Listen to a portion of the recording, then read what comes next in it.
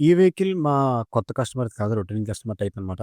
So, దీనికేంటంటే accelerator stuck అయిపోతుంది. Front brake యూకే తిరిగిపోయింది. Engine oil, gear oil, air filter cleaning, back wheel tyre, centre stand and చిన్న చిన్న మైనర్స్ అయితే చెప్పారు.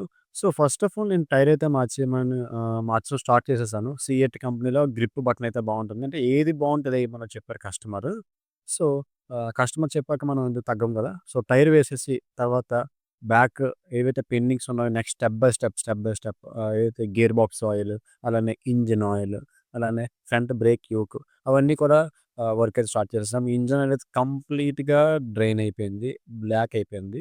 అట్లనే బ్రేక్ యాక్సిలరేటర్ పట్టేస్తుంది కదా! కేబుల్ మార్చితే బడ్జెట్ ఎక్కువవుతుంది. సో, దాన్ని అడ్జస్ట్ చేసి క్లీన్ చేసేసి ఫ్రీ చేసి ఆయిల్ ఫ్లష్ చేసి ఫ్రంట్ బ్రేక్ యూకి ఇరిగిపోతే మళ్ళా జెన్యూన్ స్పేర్ పార్ట్స్ తీసుకొని, ఆ స్పేర్ పార్ట్ రీప్లేస్ చేసి మళ్ళీ యాక్సిలరేటర్ యాస్ ఇట్ ఈస్‌గా బ్రాండ్ న్యూ లాగా తయారు చేసి మళ్ళీ యాస్ ఇట్ ఈస్ ఫిక్స్ చేయడం జరిగింది. సో, అట్లనే గేర్ బాక్స్ ఆయిల్ కూడా కంప్లీట్‌గా బ్లాక్ అయిపోయింది. ఇంత బ్లాక్ అయ్యేదాకా గేర్ బాక్స్ ఏదైతే వాడొద్దు. వాడితే మనకి బడ్జెట్ ఎక్కువైపోతుంది. లోపల గేర్ బాక్స్ బేరింగ్‌లు పోతాయి. మీకు కూడా వన్ ఆఫ్ ద రిమైండర్ లాంటిది ఇది కూడా. మీ స్కూటీస్ కనుక గేర్ బాక్స్ ఆయిల్ మార్చేటప్పుడు చెక్ చేయండి.